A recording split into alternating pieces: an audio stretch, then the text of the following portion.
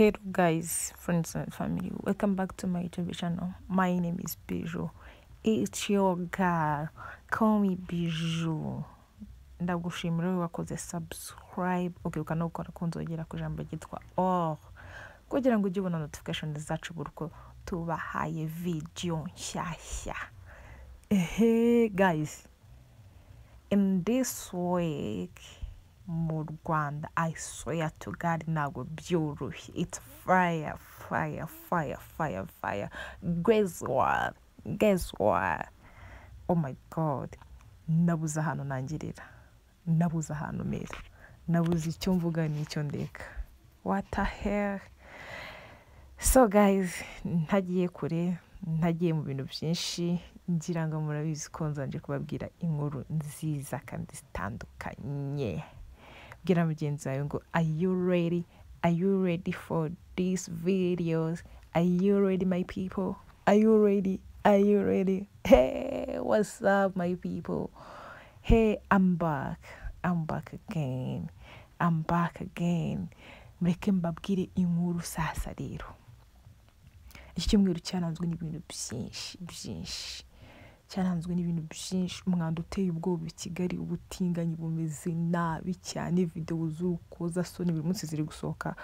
By the way, I'm not here to judge anyone. No, I'm here nyine just kubahiriza amakuru atandukanye. Mbanje kuvuga ibyabaye no kuvuguruza. So, this is your girl, DJ Brianne. Umukobwa udasanzwe, wambara neza, usa neza, ufite amafaranga.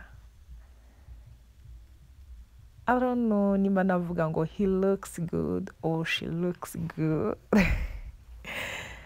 Kubera ko nyine I don't know. So hakaba harasohotse video ku munsi w'ejo, DJ Brianne n'umukobwa bita DJ Higa Sharon bavuye muri toilette. Iyi video yavuzweho n'abantu batari bake cyane. Baribaza ati se DJ Brianne Ndumutinganyi, murabizi ko abantu benshi bahora babivuga, ariko we iyo ari mu itangazamakuru ntabwo ibintu ajya byemera. So today I'm here to show guys, ndashaka kubereka akantu gato cyane, urumva? Ndashaka kubereka akantu gato kubera ko nyine mba natunguwe. So iyi video ngira ngo ndaza kuyibashiriramo muyirebe. Brianne asohoka muri toilette ari kumwe n'uwo mu DJ.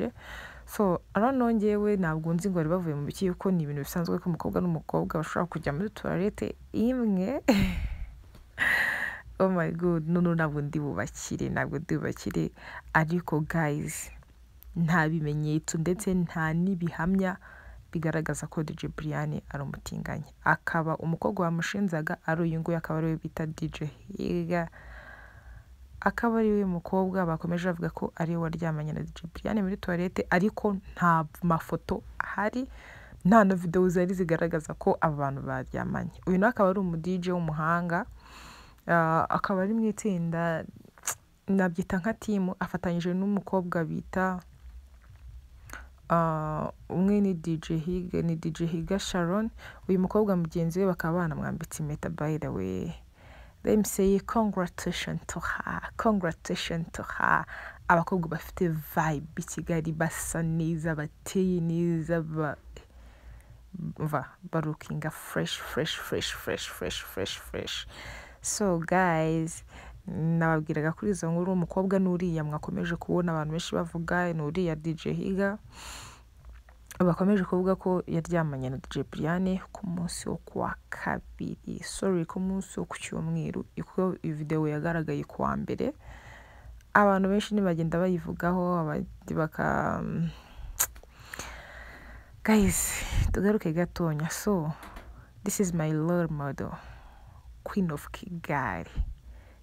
Kigali, umwamikazi, ndamukunda cyane, bamwita Miss Miyango, Miss Independent, ni Miss Photogenique 2019.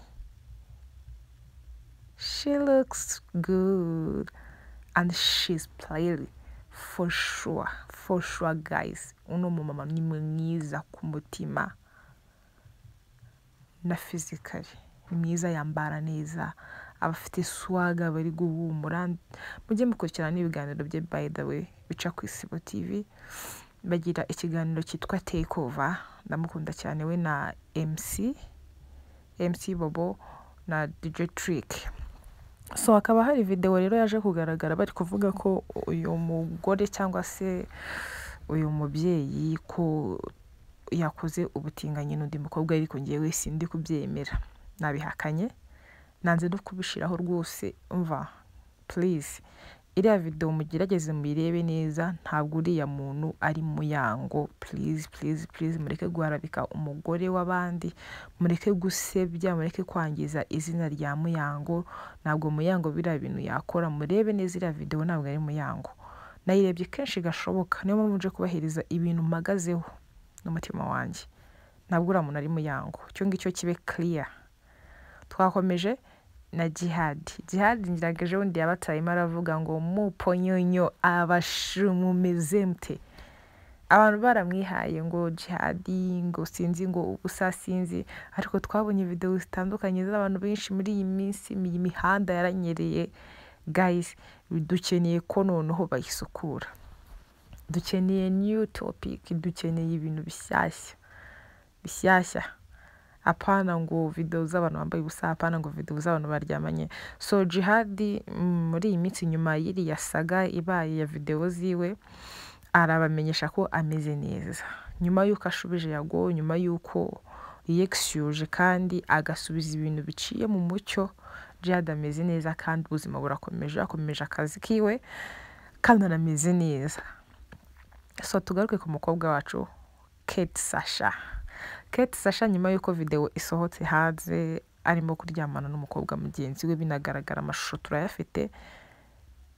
Yaje kwandika ku rubuga rwavuga ngo rwa Twitter ngo ndasaba imbabazi Abanyarwanda gutya na gutya, ariko nagira ngo mbabwire ko amakuru mfite aka kanya, Kate Sasha aracyari umulesbienne, kuko ya postinze today video ari kumwe na wa muntu bagaragaye baryamanye.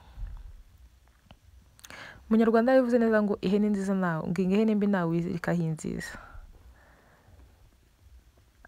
So I'm not here to judge anyone guys, ndi hano kubasobanurira, kubabwira nyine inkuru nyine mwebwe mutabonye umwanya wo kuza kuzireba, mutabonye umwanya wo kuza kuzisoma, mutabonye umwanya wo kuza kubikurikirana, mba nahababereye. Ngo uyu mukobwa wacu w'ikizungerizi, munyamideli fashion,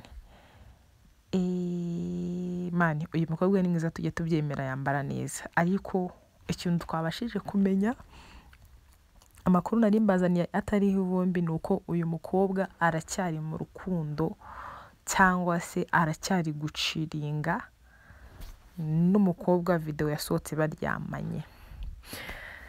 Oh guys, mureke mbashimire ku muntu wese twabanye muri uno mwanya, twavibinganye. Ndabinginze mukomeze muryoherwe na video zanjye, mukomeze mu bitekerezo. I'm here for you my people, I'm here for you my people. Gushaka inkuru kamwe ku kandi kugira ngo mababere mwebwe muba muri busy mu kazi, muri mu bintu bitandukanye, muri ku masomo. I'm here for you. Wibuke gukora subscribe. Thank you for watching my video.